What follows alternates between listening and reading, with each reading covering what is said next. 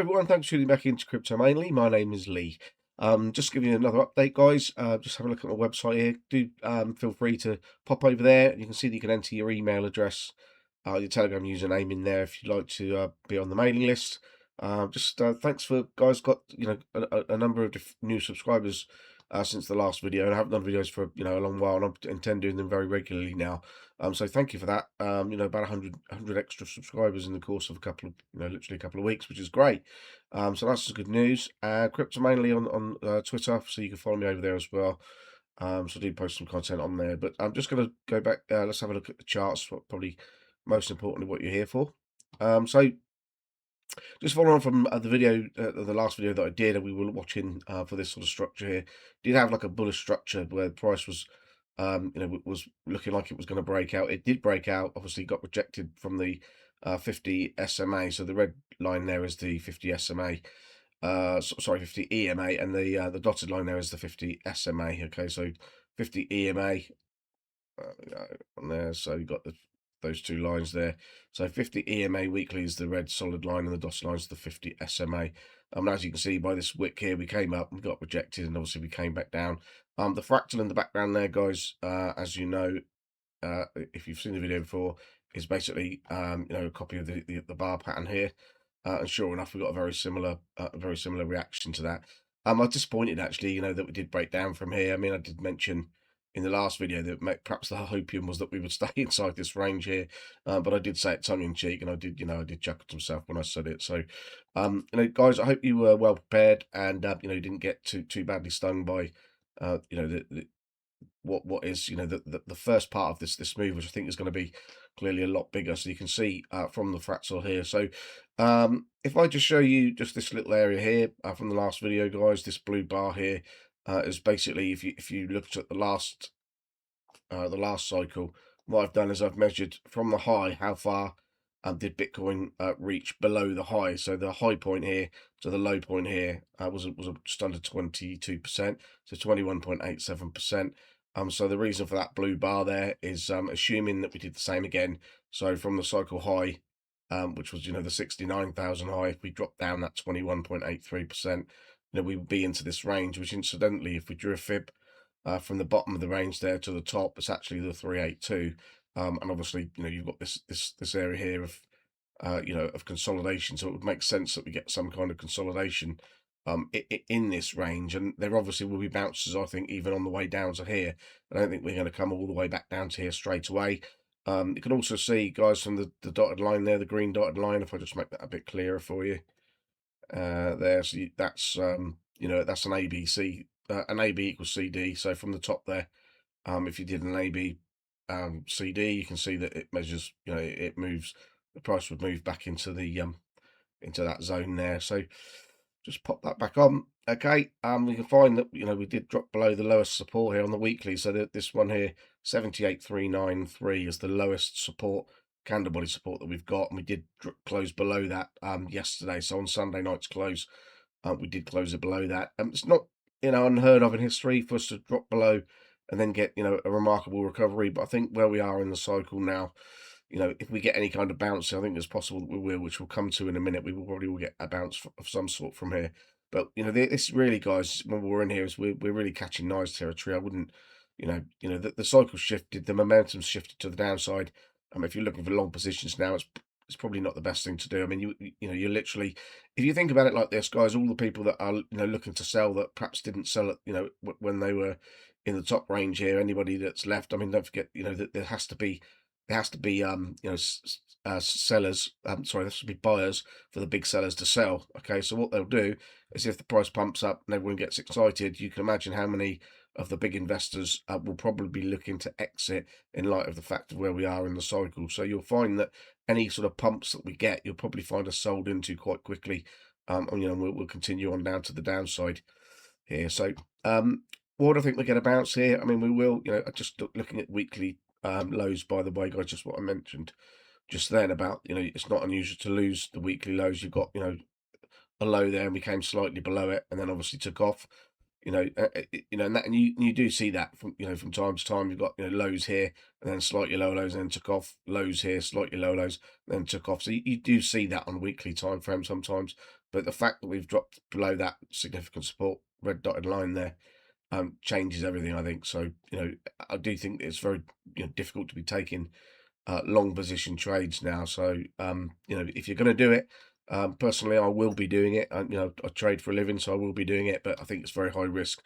I will share the trades in the group, for people to follow, but just bear in mind, guys, that, it is higher risk at the moment, and, there's every chance that any kind of bullish pumps, do get sold into. So we'll have to watch for that. Just looking at the total chart here, guys, we watching this, and obviously a similar sort of thing to the Bitcoin chart here, where we were watching this area here, similar on a total chart. Well, the total chart, in my opinion, trumps all the other charts, okay, because this is the total, the total market cap. So lots of people watch Bitcoin dominance and things, which is a handy tool.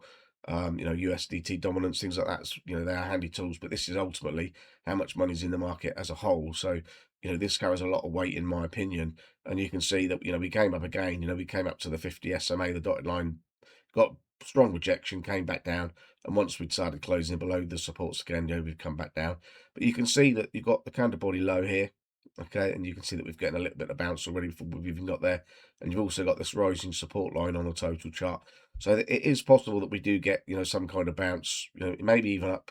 If we look at the Bitcoin chart in relation to that, we could even get bounces up to maybe perhaps sort of 87,000. We're at 78 now, so 78,000. That's a significant move.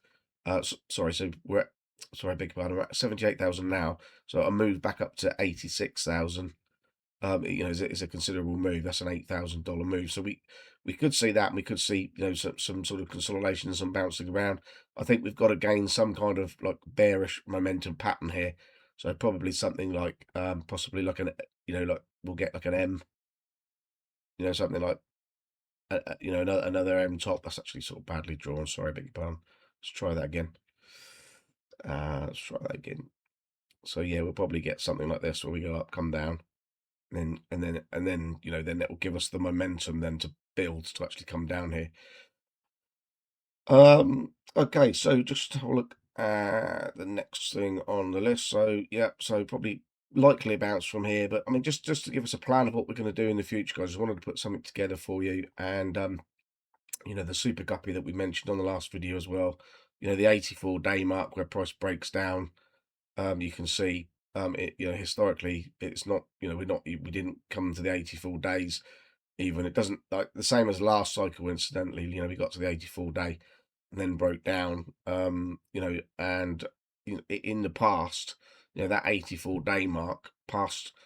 Sorry, let me just explain that more clearly. So once the green changes to grey on the super guppy, there's an 84-day window where price then usually collapses. Okay, so green goes to grey on the super guppy. 84 days, you would normally get the collapse. This particular cycle lasted a bit longer, but you still did get that collapse in the end. 84 days, almost to the day again. And we get the downside move.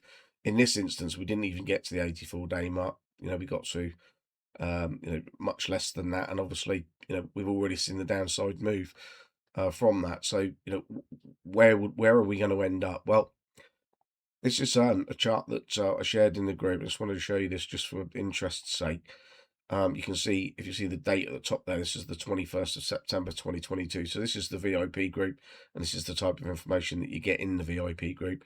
And you can see, we were looking at the chart, and back in September 2022, we were saying that we're going to, get the low was going to be somewhere around the 16,000 mark.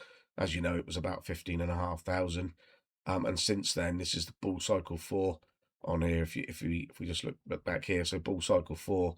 So this is where we were on the chart there. We did actually come down, and we did test that 16, 15 and a half, 16,000 mark, and then obviously grinding up again into the halving, and then obviously out the other side. So basically, what this shows you is the bullish cycles. So you've got 50% of the bullish cycles before the halving, and then about 49% after. So 50% before the halving, okay, the upside move, then 49% after. So the clear bit in between, obviously, is the bear market. So you've got 50% of the bull into the halving, Then after the halving, post halving, you got the rest of the bullish move, if you like. Then you've got about a year's bear market. You can see the time frames here are so similar. You know, it's very strange and interesting how similar they are. But you can see, you know, that the cycle low, then obviously into the up into the halving. Halving, you will notice you get a bit of a sell off after each halving sell off, and then so up into the halving sell off, and then up to the second part of the cycle, and then the clear white bit is the bear market again at the top there. Okay, so down into the white and up again. You get the idea. But basically, what we are now is it just looking at this very accurately called the top there. So you can see that it's 526 days here, 526 days here, 526 days here, post halving. Very accurately called the top almost to the day. So it's interesting to see. And according to this, you've got 380 days. Is the average of the bear market cycles here. So 380 would give us a market cycle low of sort of October this year. Okay, so and what that in terms of from a price point, so you've got obviously this the support line that I've driven in there that I've drawn in there rather, and that's actually coming in at around about 40,000. Okay, obviously this is a log scale, so be careful the slightest of move on this. And it is a little bit down to sort of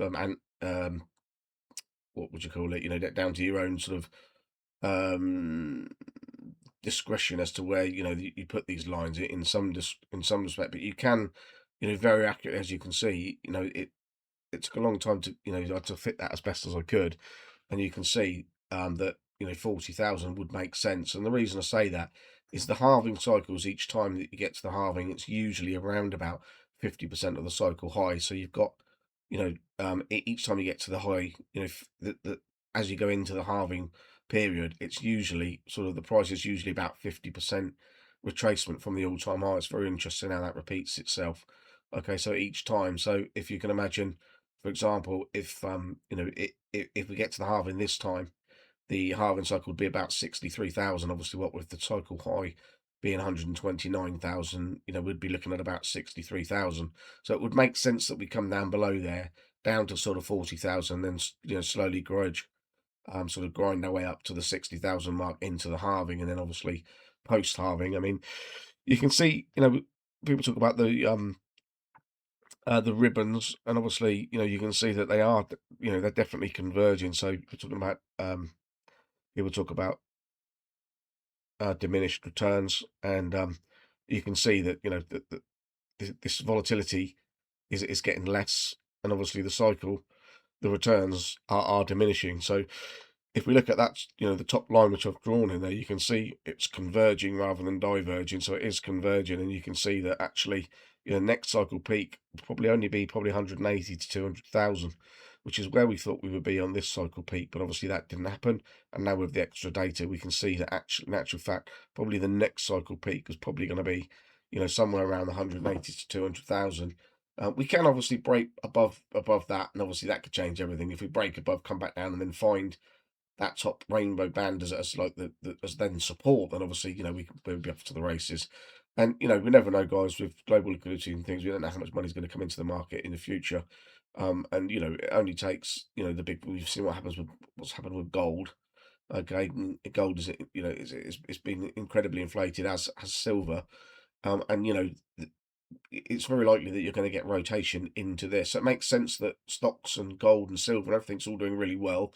At this point in the cycle, you get to May, sell in May, walk away, is is the famous saying for stocks and bits and pieces. And then obviously, it'll then be sort of May, then into the summer, and then after summer, you can imagine people coming back from July the 4th after the US Independence Day and things like that celebrated. They come back, and obviously we're into full bull mode again, and probably get the rotation of the profits from all of this massive action that's happened in the traditional markets, possibly entering into what would then be the next part of the bull cycle for crypto.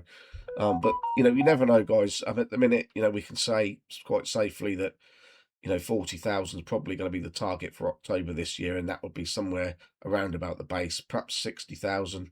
there'll be ebbs and flows in that first part, in that first light green box. You can see, there are ebbs and flows, each time. It's not like a smooth curve there. There is lots of trading opportunities, shorts and longs and what have you there. But you get the idea. We're going to probably drudge up, trudge our way up to 60,000, and then post halving we'll be up to somewhere 100, 180, 200,000 plus, hopefully. So why 40,000 here, guys? Another thing, obviously 60,000, 63,000 is 50%, and then obviously we'd be coming down to a low and then up to the halving, so that would make sense. If we look at where where the blue line, incidentally, on here, the blue line, that's the 200 SMA, and if we look at how far the price came down from the 200 SMA once, sorry, let me just grab my magnet.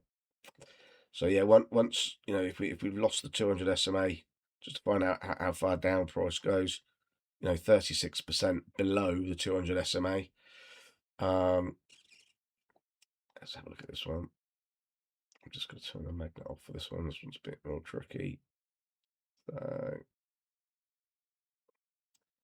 that one is 26%, shall we say. This one is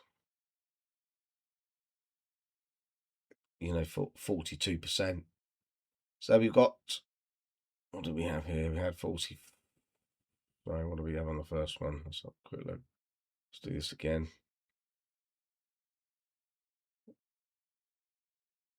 Yeah, so 37.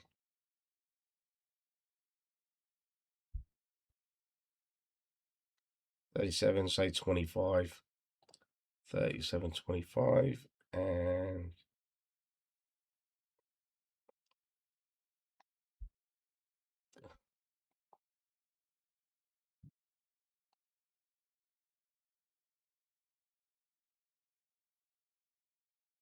say 43.